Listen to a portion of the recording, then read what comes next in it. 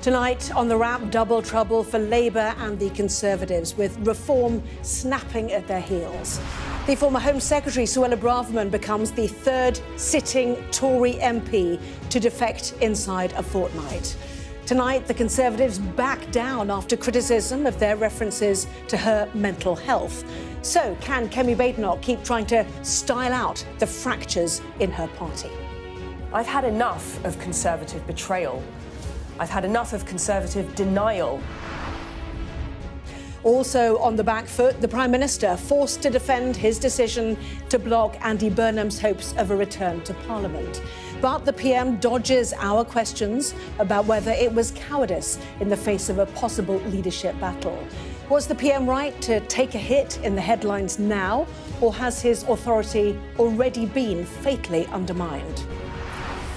Donald Trump sends his border czar to take charge in Minneapolis as calls grow for an inquiry into a second fatal shooting of a civilian by immigration officers.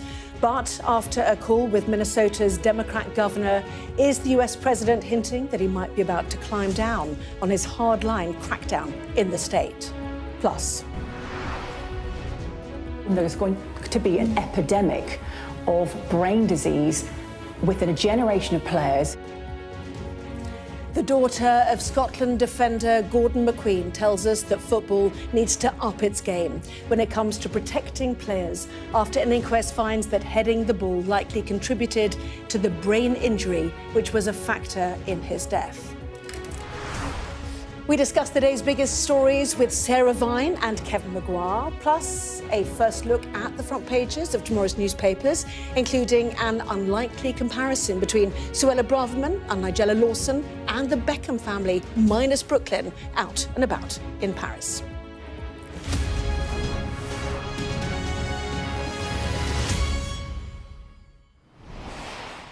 Well, hello, and thank you for watching this, the first edition of The Wrap. We'll get to our top story in just a moment, but first, you've probably noticed a few things have changed. The old News at 10 clock behind me is gone, and we've got what I hope you agree is a very smart new studio.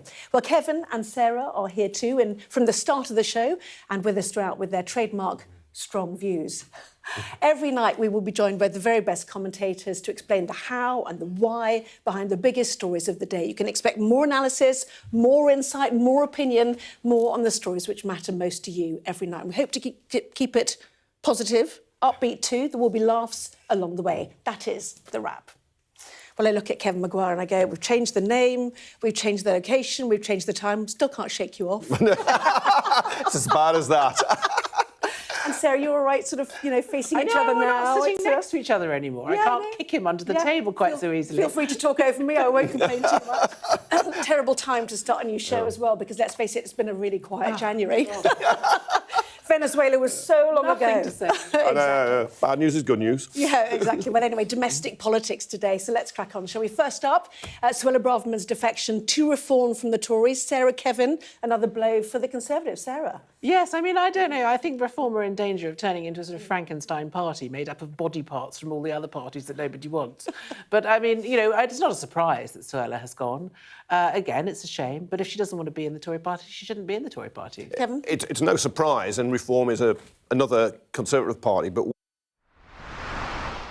Nigel Farage there. So, Sarah, MP number 8 for Reform, and Suella Braverman chucking a hand grenade into the Tories as she went over the trenches. Well, she talks about betrayal and being chameleons. I mean, that's what she's doing, isn't it? She's betraying the Tory party that she's claimed to have loved for so long, and she's changing her spots, and... Defector. Yes, well, we can see all 8, actually, of the Reform UK MPs. I think, Kevin, you've referenced most of them, haven't you? Some of them, of course, joining the party in the last couple of weeks. And your idea of by-elections is one thing, but do you think, ultimately, what we are moving to... Well, but actually, first of all, your thought on the mental health... Oh, I think that was a mistake. That was an own goal. That was just an unforced error, wasn't it? I just think that was idiotic. Right. So my question then is, do you think ultimately what we are moving towards is an amorphed right-wing mass in politics? Well, it's just all of these people are sort of outliers because they are quite extreme politically, and so that's why they haven't really functioned terribly well within the parliament. Here is our political editor, Beth Rigby. Another Monday, another cost of living day for the Prime Minister. He was here talking about freezing prescription charges. Well, that's what he wanted to talk about, but it's been another dramatic weekend. And this time, it's not about Donald Trump. This time, it's about another person giving him a problem, Andy Burnham, because it's been another weekend packed with the Labour leadership drama. And this all happened after Andy Burnham attempted to return to Parliament. But the Greater Manchester Mayor was dramatically blocked from standing in the Gorton and Denton. Well, time now on The Wrap to see what is making the front pages of tomorrow's newspapers. So let's take a look, shall we? Starting with The Guardian, it leads with the former Home Secretary Suella Braverman's defection from the Conservatives to Reform UK. The Eye suggests the Tories weaponised Mrs Braverman's mental health against her as part of a statement reacting to her move, which they later retracted. The Metro compares Suella Braverman and Greater Manchester Mayor Andy Burnham's respective political fates to Nigella Lawson's decision to join the Great British Bake Off, more Jan Riedel Football Association, who said there is an ongoing need for a collective response from football and beyond to ensure former players affected by neurodegenerative disease and their families are properly recognised and supported. And an FA spokesperson added, we have introduced a number of proactive precautionary steps, which refers to grey matter lost during menopause, as you can see. It may raise a woman's dementia risk. Certainly it's on Wires this evening as well as a study. This has been mooted for a while, Sarah, has it not? That actually what women go through and the loss of oestrogen during menopause actually does have an impact on people. And oestrogen also protects the heart as well. News coming up. Will Suella Braverman's surprise defection to Reform sink the Tories? And what about Andy Burnham? Is he still fighting back and planning to come back? We'll have more on all of that and the rest of the day news after this break.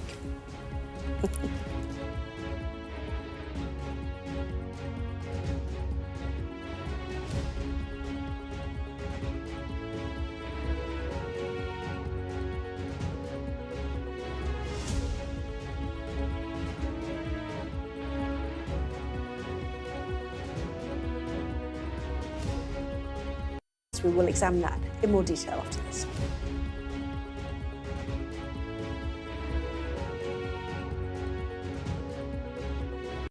Been government advising would be very helpful. Lots more to come. Enough trouble.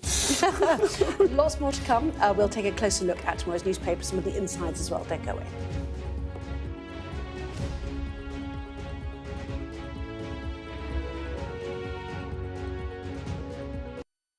Very good to see you. We've got the sport next, talking football. You'll be stay tuned, including the action from tonight's Premier League game between Everton and Leeds. Back in a moment.